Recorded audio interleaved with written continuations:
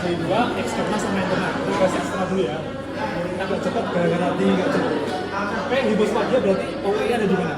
OE itu osteum ureter eksternal. Di bawah. Ventral di bawah ya. Iya. Kalian bayangin kasus itu kayak orang tengkurap. Kayak keran ya, bisa kayak keran. Terus kayak orang tengkurap juga boleh. Kan kalau orang tengkurap perutnya di bawah kan. Perut kan ventral. Kalau dorsal tuh punggung. Jadi punggung ada di atas kan. Iya. Oke. Ini epispodia, dan dia kayak apa? Kalau di kanan berarti kayak air mancur kan. Yang mulai ada di atas. Itu kalau lebih susah ya? Hah? Itu kalau lebih susah. Yang kayak air mancur itu. Berarti bolongannya gitu ya? Kan di atas. Iya. Berarti kalau Oke, ada pyronidosis.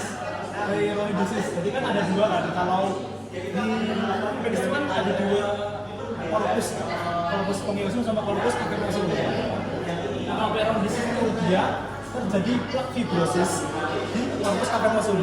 Akibatnya apa? Dia ereksi bakal sakit. Karena apa?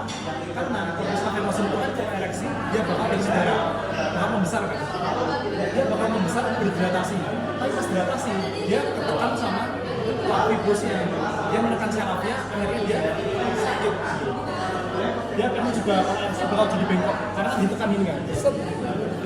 Kan normal, ada plak ini. Kenapa bisa jadi plak? Gara-gara ada luka. Misalnya penis kalian luka saya luka apa gitu. Terus kan bisa di perbaikan jaringan regenerasi. Nah, regenerasi yang terjadi jadi fibrosis kan. Jadi keras. Ya udah, jadi pyronidosis. Oke? terus mau tanya, pyronidosis itu selalu sakit atau bisa nggak sakit?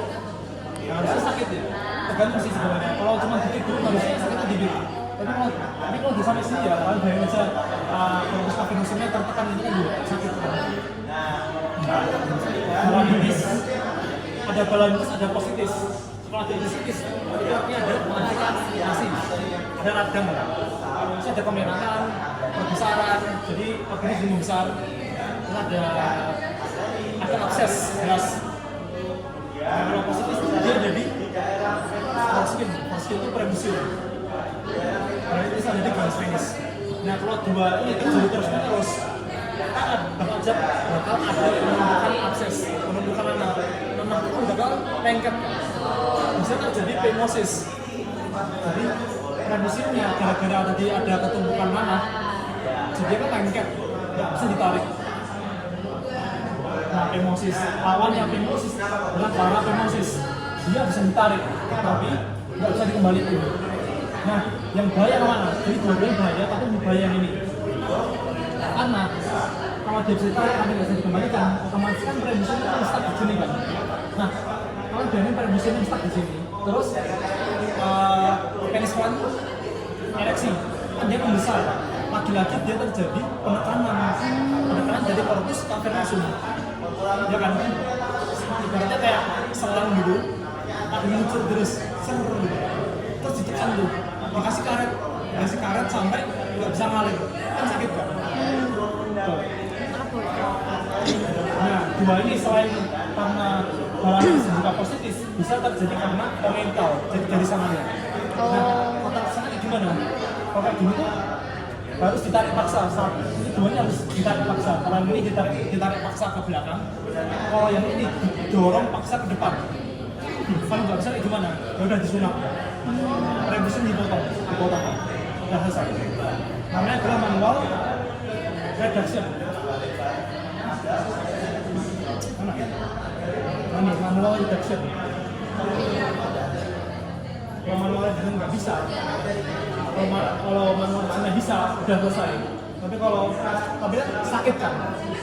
Kayak ditarik sama didorong paksa kan sakit. Harusnya kasih bisu, anestesi lokal. Nah, kalau nggak bisa ya udah sisi atau di sisi, udah selesai. Jadi sakit. Emosi ini, premusium nggak bisa ditarik, painful erection, sama kayak tadi, ereksi tapi ditahan sama premusiumnya. Berarti kalau phimosis itu nggak bahaya kok, maksudnya kan itu apa namanya? Itu ya premusiumnya kan itu nutupin, padahal kan itu harusnya dibersihin kan? Iya, bahaya. Makanya bisa terjadi ini kayak candidate itu difficult in hygiene, bakal bisa terjadi infeksi juga. Karena kan kalau laki-laki kan sebelum sholat kan mesti kan ada musuh ditarik terus dibersihin kan, ya kan? Nah kalau nggak bisa ditarik kan nggak bisa dibersihin. Ya udah bisa terjadi infeksi. Kan ada yang kayak yang lengket-lengket itu kan sebenarnya burning while urinating. Ya sehat. Ya memang Sehat tuh. memang buat kebersihan. Soalnya kalau nggak gitu akan jadi infeksi tadi. Sehat di Indonesia. Oke, dia udah bahas ini. Sekarang BPH, banding pusat hiperplasi ya. Banding itu dia Zina atau ganas? Cina. Nah, lawannya yang ganas itu apa? Karsinoma terus rusak. Nah, bedanya adalah kalau BPH itu lokasi di tengah, di zona transisional ini. Ya kan? Makanya ingat CPBT gitu ya. C karsinoma di transisional. BT berarti banding di transisional. Gitu. Dua-duanya bahaya. Nah, tapi kan kalau kalian bisa mikirkan, ini kan zina bahaya. Nah, soalnya hiperplasia, jadi dia kebanyakan sel. Hipertrofi sama hiperplasi beda ya. Hipertrofi itu dia selnya membesar, tapi kalau hiperplasi selnya jadi banyak. Tapi kan secara overall itu sama-sama besar kan. Nah, di sini kan dia di tengah. Dia bersinggungan sama uretra. Uretra apa? Uretra pars. Terus ketika dia kan membesar akan bakal menekan uretranya. Jadi kayak keran itu loh. Keran dikasih karet lagi besar, jadinya nggak bisa ngalir. Jadi uretranya bakal tertekan. Nah, makanya dia bakal timbul manifestasi berupa kayak pipis yang nggak lancar, merasa pipis terus, pipis di malam hari gitu. Nah, terus cara identifikasinya gimana? Kita pakai entalbus ya. Jadi bila ketemu kalian itu dimasukin jari.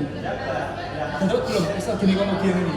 Belum ya? Prostat cek. Rectal torsion atau rectal torsion.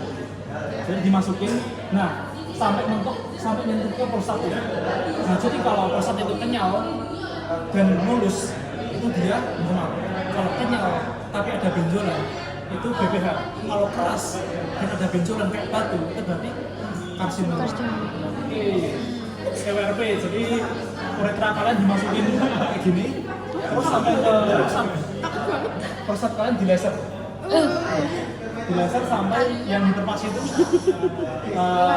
jadi normal lagi ya, kayak dipotong dikit-dikit tuh lah, digerus dikit-dikit, kemudian direseksi kan. Jadi buat BPH ya. Nah, terus yang ini ada sistem klorum, dia testisnya nggak bisa masuk ke skrotum. Dia kan butuh suhu dingin kan buat berfungsi. Jadi kalau nggak turun testisnya dia nggak berfungsi. Jadi apa? Mandul, infertil. Kalau varikokel adalah varises tapi di testis. Kan varises itu dia kan dilatasi vena, venanya besar. Nah kalau dilatasi vena di plexus spondyliformis, dia bakal terjadi varikokel. Oke, jelas ya. Mas, bedanya yang hidro sama hemo itu apa? Ini hidro kan air, hemo darah, kayak gitu. Dia terjadi akumulasi di kafum vaginalisnya. Jadi kalau kafum vaginalisnya keisi air, dia itu hidrosa. Jadi kalau keisi darah, Airnya dari mana? airnya tuh dia gimana ya? Jadi di situ ada sekresi gini. Ini gara-gara ada imbalance of secretion and absorption dari fluid dari tunica vaginalis. Jadi tunica vaginalis itu memproduksi air, mensekresi air, cairan semacam cairan. Dan dia kalau dia memproduksi dia harus bisa reabsorpsi. Jadi airnya itu enggak ngumpul dulu. Nah di sini sekresinya itu tinggi, reabsorpsinya rendah, makanya terjadi akumulasi. Oke? Bisa jadi komunital atau didapat. Nah kalau komunital itu gara-gara proses vaginalisasi tidak bisa beroperasi. Itu sumbat ya. Itu juga bisa infeksi, kan infeksi kan dia juga bisa mengeluarkan air. Nah juga bisa akumulasi di nanaf dan air. Filariasis, TB, ya gitulah. Nah, kalau hematosel jelas dia gara-gara trauma. Jadi misalnya ditendang, tes dia tendang gitu kan bakal berdarah. Nah, darah itu bakal ngumpul di sini, bakal ngumpul di kafum vaginalis. Oke? Oke. Orchitis sama epididymis. Orchitis berarti laten di testis. Epididymis laten di Epididymis. kira-kira orchitis itu dia bisa terjadi tanpa epididymis apa? Jarang. Soalnya dari luar ya. ya dari luar, dari fase dalam lanjut ke epididymis baru ke testis. Kalau testis sudah kan otomatis kan epididymisnya juga kena kan? Ya. Nah, orchitis itu virus yang menunjukkan adalah virus mumps. Apa virus mumps? Di paradis MS.